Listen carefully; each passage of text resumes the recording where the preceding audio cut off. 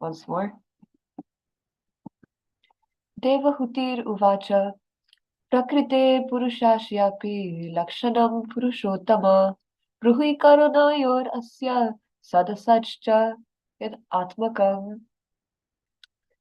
One last time. Devahutir uvacha prakrite purushasyapi lakshanam purushottama bruhi karunayor asya sadasajcha yad atmakam. Right? A transliteration. Devahuti uvacha. Devahuti said, Prakrite, of his energies, Purushasya, of the Supreme Lord person, Api, also, Lakshanam, characteristics, Purusha Uttama, O Supreme Personality of Godhead, Bruhi, kindly explain, Garanayu, causes, Asya, of this creation, Sat, Asat, manifest and unmanifest, Cha, and Yat Atmakam, consisting of which.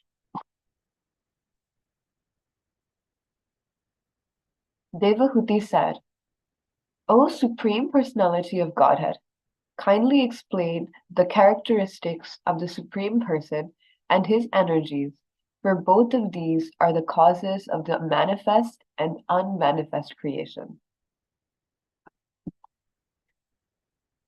Purport by His Divine Grace, A.C. Bhaktivedanta Swami Srila Prabhupada Ki Jai. Prakriti, or material nature, is connected with both the Supreme Lord and the living entities, just as a woman is connected with her husband as a wife and with her children as a mother. In Bhagavad Gita, the Lord says he impregnates Mother Nature with children, living entities, and thereafter all species of living entities become manifest. The relationship of all living entities with material nature has been explained. Now, an understanding of the relationship between material nature and the Supreme Lord is sought by Devahuti. The product of that relationship is stated to be the manifest and unmanifest material world. The unmanifest material world is the subtle Mahatattva, and from that Mahatattva, the material manifestation has emerged. In the Vedic literatures, it is said that by the glance of the Supreme Lord, the total material energy is impregnated, and then everything is born of material nature. It is also confirmed in the 9th chapter of the Bhagavad Gita that under his glance, Adhyakshana, under his direction and by his will, nature is working. It is not that nature works blindly. After understanding the position of the conditioned souls in relation to material nature, Devahuti wants to know how nature works under the direction of the Lord and what the relationship is between the material nature and the Lord. In other words, she wanted to learn the characteristics of the Supreme Lord in relation to the material nature. The relationship of the living entities with matter and that of the Supreme Lord with matter are certainly not on the same level, although the Mayavadis may interpret it in this way. When it is said that the living entities are bewildered, the Mayavadi philosophers ascribe this bewilderment to the Supreme Lord. But that is not applicable. The Lord is never bewildered. That is the difference between personalists and impersonalists. Devahuti is not unintelligent. She has enough intelligence to understand that the living entities are not on the level of the Supreme Lord. Because the living entities are infinitesimal, they become bewildered or conditioned by material nature. But this does not mean that the Supreme Lord is also conditioned or bewildered. The difference between the conditioned soul and the Lord is that the Lord is the Lord, the master of material nature, and he is, therefore, not subject to its control.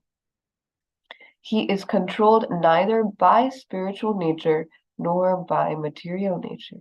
He is the supreme controller himself, and he cannot be compared to ordinary living entities who are controlled by the laws of material nature. Two words used in this verse are Sat and Asat. The cosmic manifestation is Asat, it does not exist, but the material energy of the Supreme Lord is Sat, or ever existing. Material nature is ever existing in its subtle form as the energy of the Lord, but it sometimes manifests this non-existent or temporarily existent nature, the cosmos. An analogy may be made with the father and mother. The mother and father exist, but sometimes the mother begets children. Similarly, this cosmic manifestation, which comes from the unmanifest material nature of the Supreme Lord, sometimes appears and again disappears. But the material nature is ever existing, and the Lord is the supreme cause for both the subtle and gross manifestations of this material world. Now we will make some prayers. Om Jnana-timirandasya Jnananjana-shalakaya Chakshurunmilitam Yena Tasmai Shri Gurave Namaha Shri Chaitanya Manobhishtam Stapitam Yena Bhutale Swayam Rupa Kadamaiham Tadati Swapadantikam Vandeham Shri Guru Shri Utapadakamalam Shri Gurum Vaishnavamscha Shri Rupam Sagrajatam Sahagana Raghunathanvitam Tam Sajivam Sadvaitam Savadutam Parijana Sahitam Shri Krishna Chaitanya Devam Shri Radha Krishna Padam Sahagana Lalita Shri Vishakham Vitamscha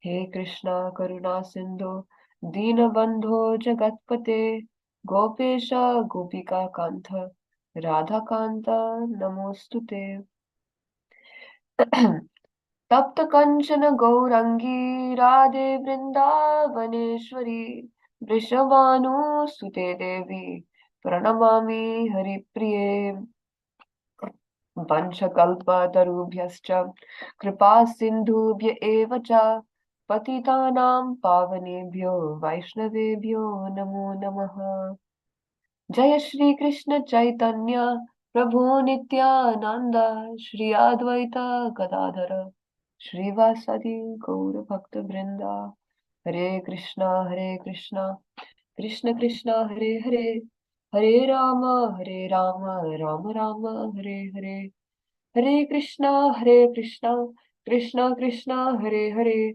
Hare Rama Rama Rama Hare Hare Hare Krishna Krishna Krishna Hare Hare Hare Rama Rama Rama Hare Hare.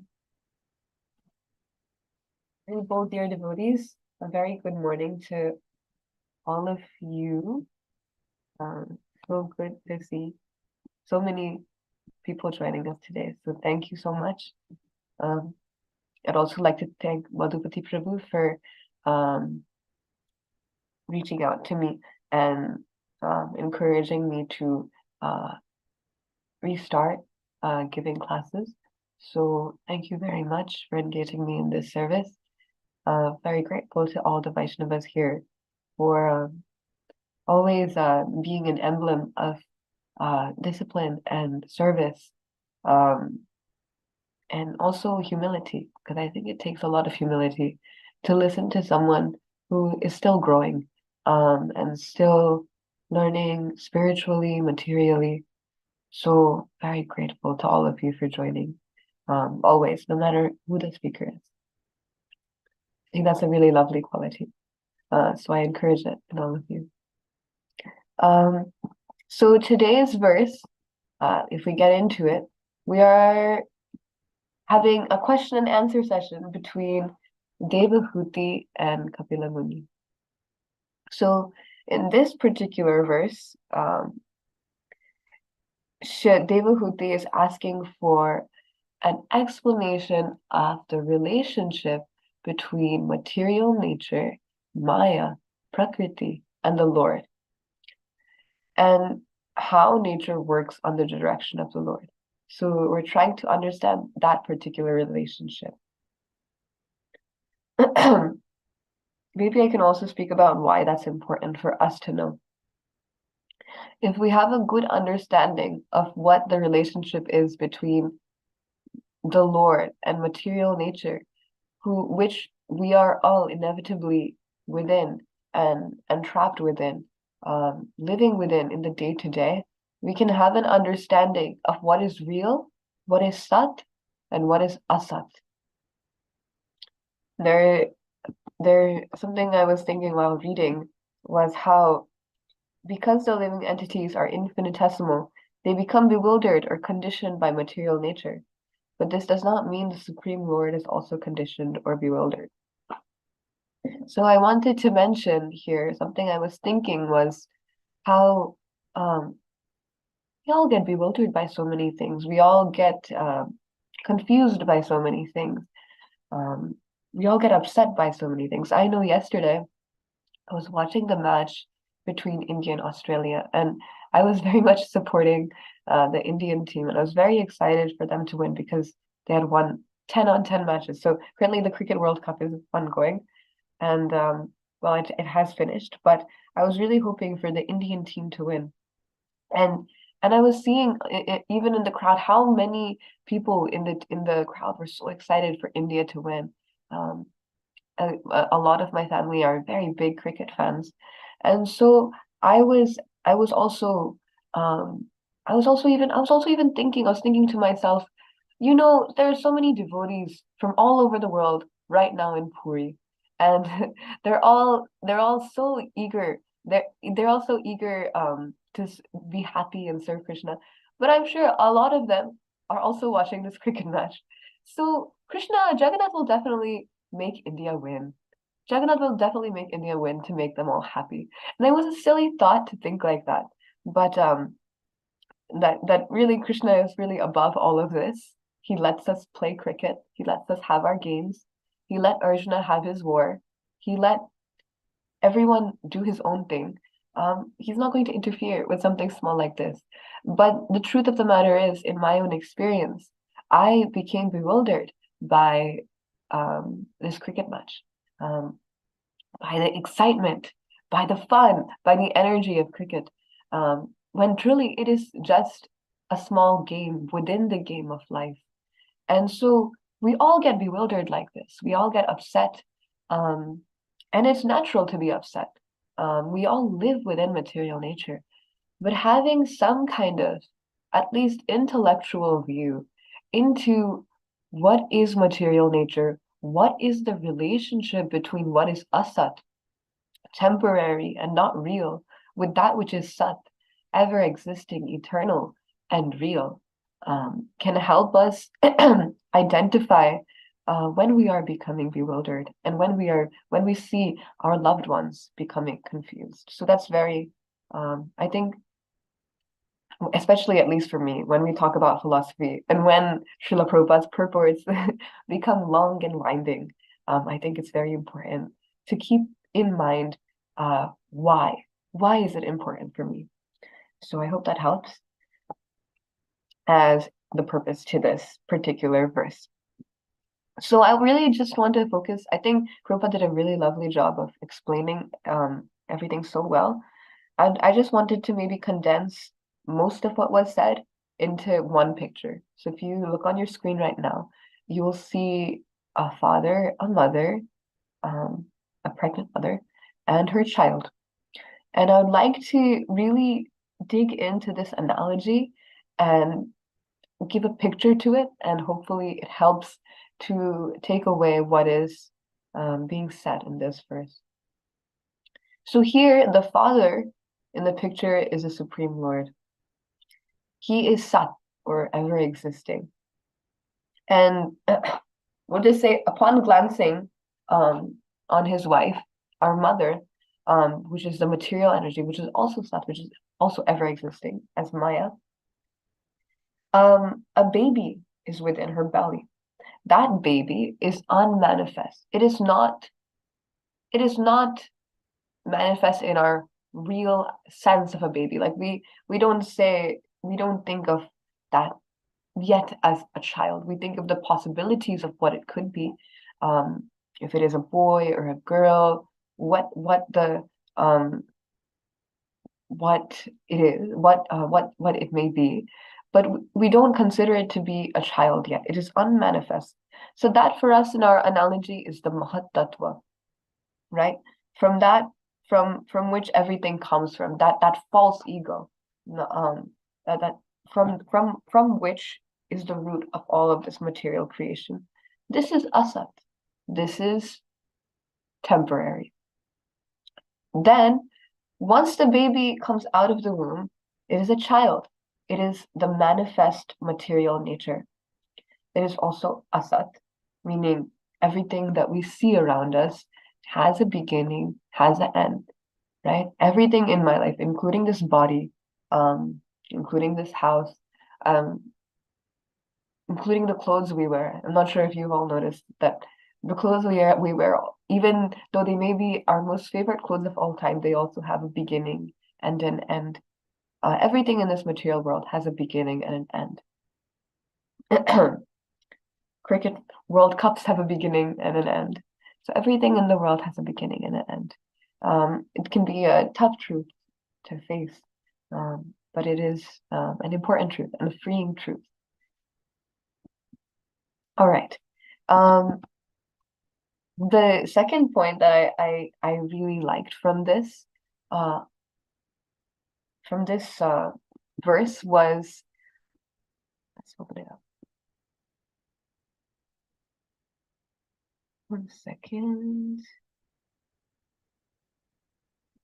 I cannot find it, but the point is made that, oh, addiction. Let's go here. All right. It is also confirmed in the 9th chapter of the Bhagavad Gita that under his glance, adhyakshana, under his direction and by his will, nature is working, right?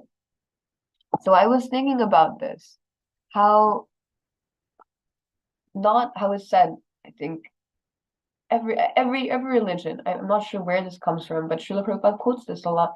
He says, not a blade of grass moves without the sanction of the Lord.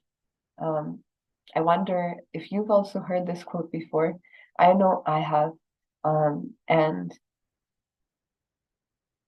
in this analogy, um, Krishna, Krishna, Krishna is showing us that, or Prabhupada is showing us that Krishna lets us make the choices we want, and he sanctions it. He allows it. And he's always there to protect us. So the analogy, another analogy that is given is of the sky and the wind. So you can see a picture of a windy day. And the sky is this all-encompassing, humongous atmosphere. And within it is this wind that is moving sometimes gently and sometimes very aggressively.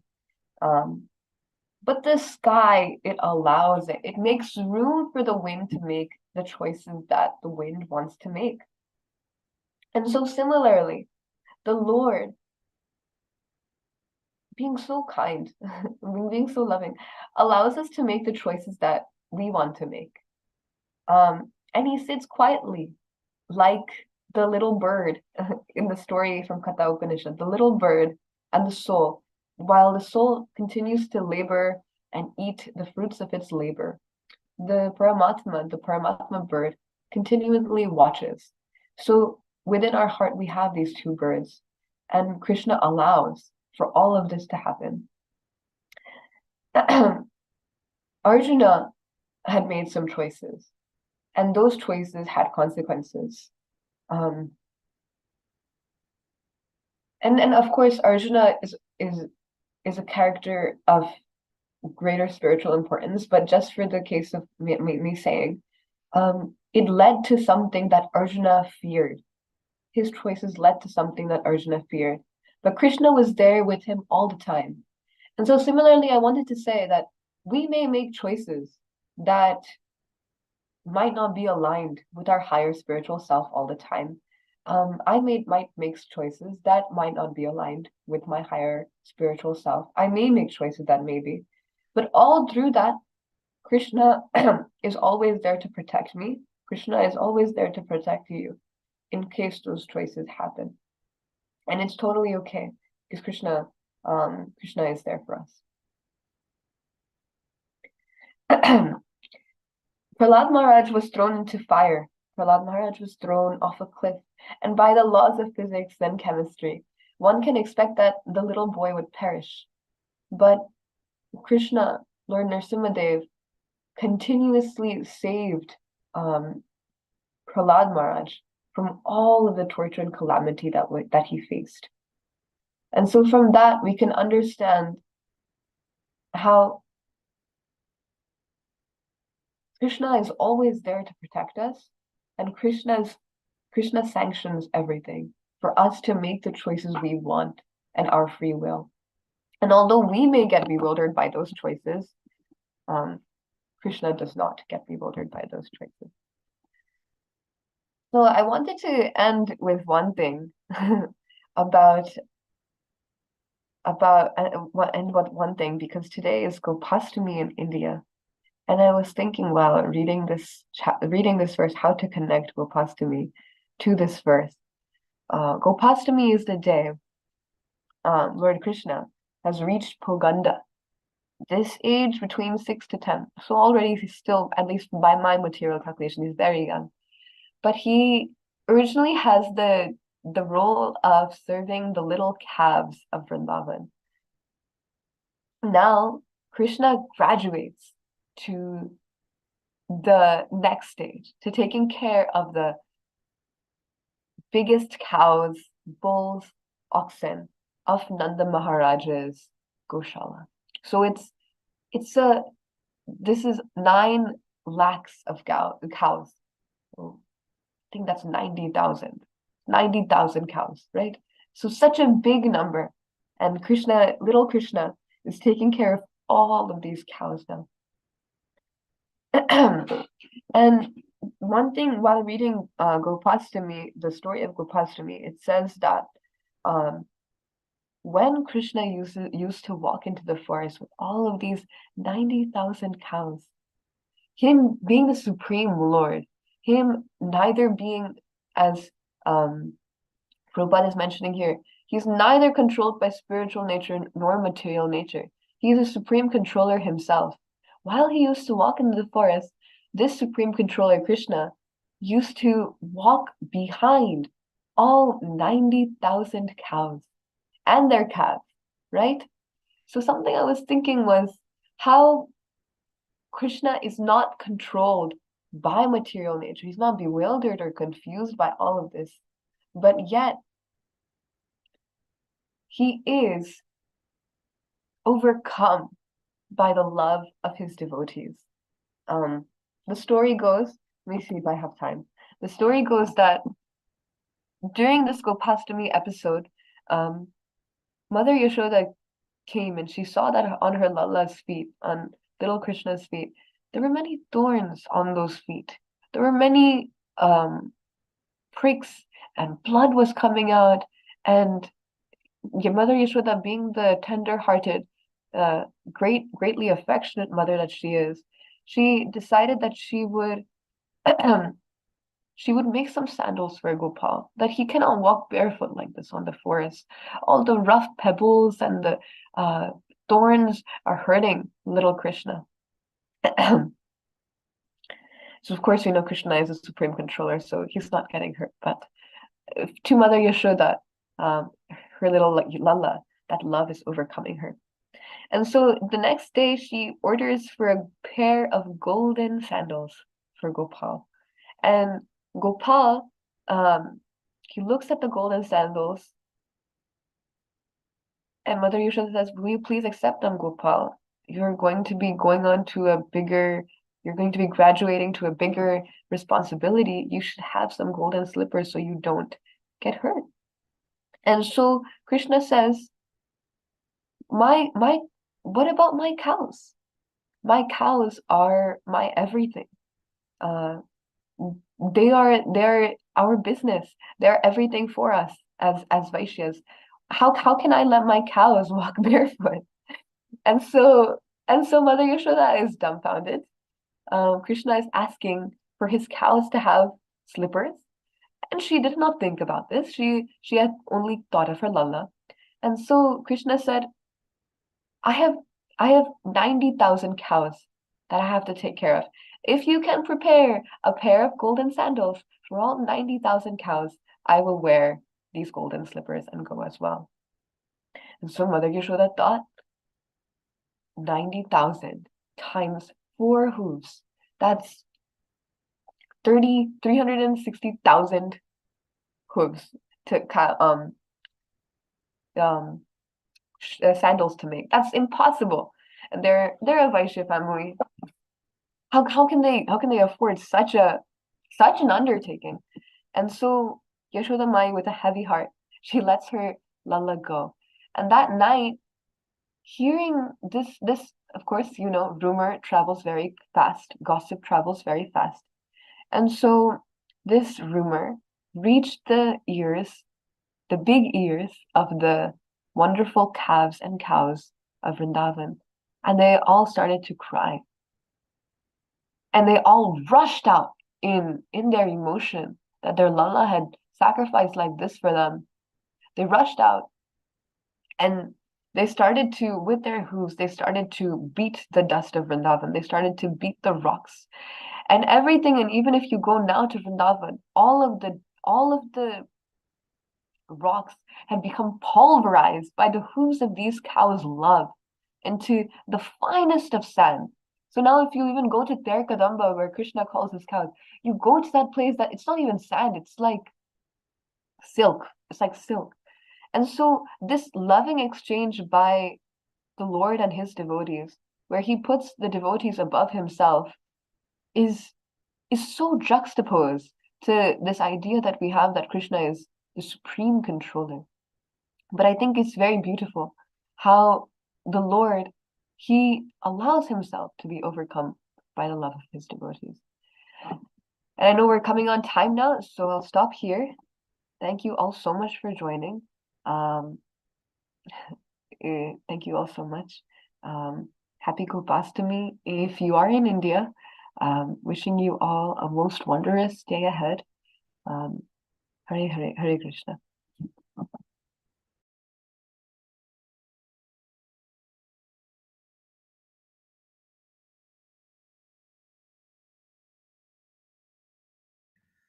Thank you very much, Mataji. I'd like to wish everybody a safe and Krishna conscious day and week ahead. The last week of Kartik. I would like to offer our prayers to the Supreme Lord by chanting Hare Krishna, Krishna Krishna, Hare Hare, Hare Rama, Rama Rama, Hare Hare, Hare Krishna, Krishna Krishna, Hare Hare, Hare Rama, Rama Rama, Hare Hare, Hare Krishna, Krishna Krishna, Hare Rama, Rama Rama, Hare Hare. Shri Nrsimha Jai Nrsimha Jai Jai Nrsimha Prahladesh Jaya Padmamukha Padmalingam Mangalaveda Mahavishnu Chalantam Sarvatomukham Nrsimha Bhikshana Bhadram Mrityam Namamiham. Nrsimha Bhagwan ki jai, Prahlad Jai. Jai. Let's offer our obeisances to all the Sama Vaishnavas. Vanchakalpatarubhyasya Kripasindhubhyascha Patitanam Vaishnavibhyo Namo Namah. Jai. Prabhupada ki jai. Hari Hari. Hari Hari. Thank you, Surabhi Sundar. Thank you, everybody. Thank you.